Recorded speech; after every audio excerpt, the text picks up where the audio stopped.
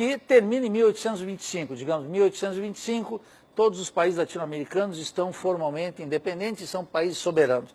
De 1825 até hoje, nós não somos mais, portanto, países coloniais, mas somos países dependentes, países subdesenvolvidos. Não somos países emergentes, mercados emergentes, não somos países em processo de desenvolvimento. Isso é tudo ideologia de quinta, sem sustentação sociológica, sem sustentação em conceitos. Isso é uma ideologia modernizadora from United States que vem aqui habitando a cabeça de sociólogos de quinta que gozam de prestígio dentro das nossas universidades. Mas não tem teoria para sustentar isso, de tal maneira que nós temos 3 séculos de colonialismo e 2 séculos de dependência e subdesenvolvimento, que é onde nós nos encontramos. 500 anos de história, uma história muito curta, da qual as nossas universidades são mais curtas ainda. No Brasil, nós temos 100 e poucos anos de universidade. Pouquíssimo, considerando a fundação da Universidade de Direito da Bahia, a Universidade de Direito do Rio de Janeiro, a Faculdade de Medicina e etc. Um século de universidade, uma experiência pequena.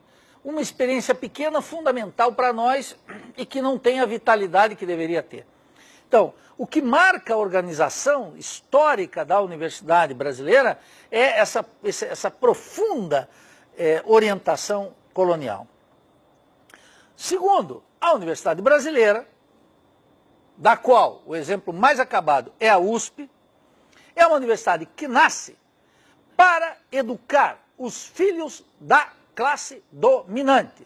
Nunca foi uma universidade destinada a abrir-se para a nação e para o povo, porque a república aqui sempre teve donos. Nós não tivemos um processo de independência criado pelas massas, como foi, por exemplo, a independência mexicana, como foi, em alguma medida, a independência venezuelana, como foi, em alguma medida, a independência peruana. O nosso processo de independência foi uma negociação entre a elite portuguesa e a família real, que já estava aqui, cuja função fundamental era evitar a participação daquela massa de escravos que estava fora de tudo.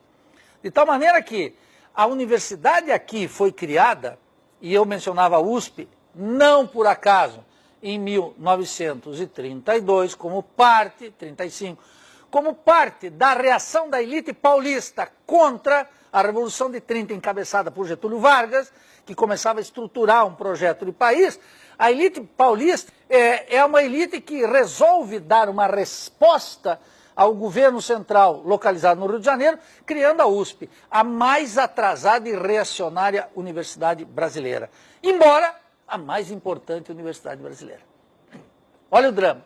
É uma universidade criada das entranhas da derrota da classe dominante paulista em 1930 para Getúlio Vargas e as forças que organizam e modernizam o Estado brasileiro, na forma de contra-revolução, cria uma universidade para criar, segundo aquilo que Florestan de maneira generosa disse, um liberalismo ilustrado, que nunca conseguiu.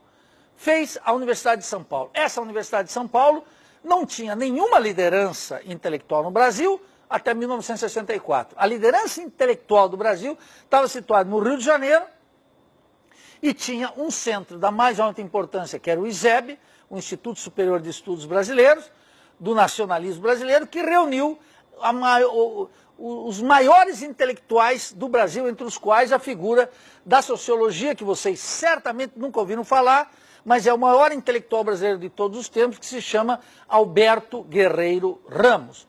Um baiano, brilhante, homem da literatura, homem da sociologia, que era, indiscutivelmente, na década de 50, a maior figura intelectual que o país teve. Ele não gostaria que eu dissesse, mas ele era negro.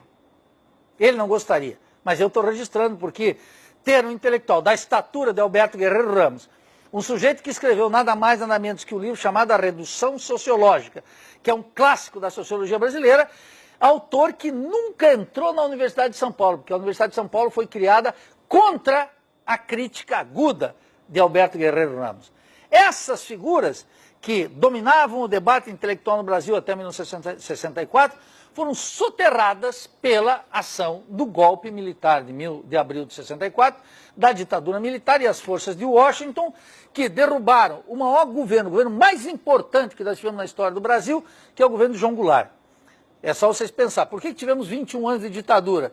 Porque o João Goulart era mulherengo, bêbado e latifundiário? Não, é porque o João Goulart colocou na pauta do Brasil algo fundamental: reformas. Reformas conduzidas pelo povo, muito diferente do que nós temos hoje. Qual é a característica fundamental do governo da presidente Dilma e do presidente Lula?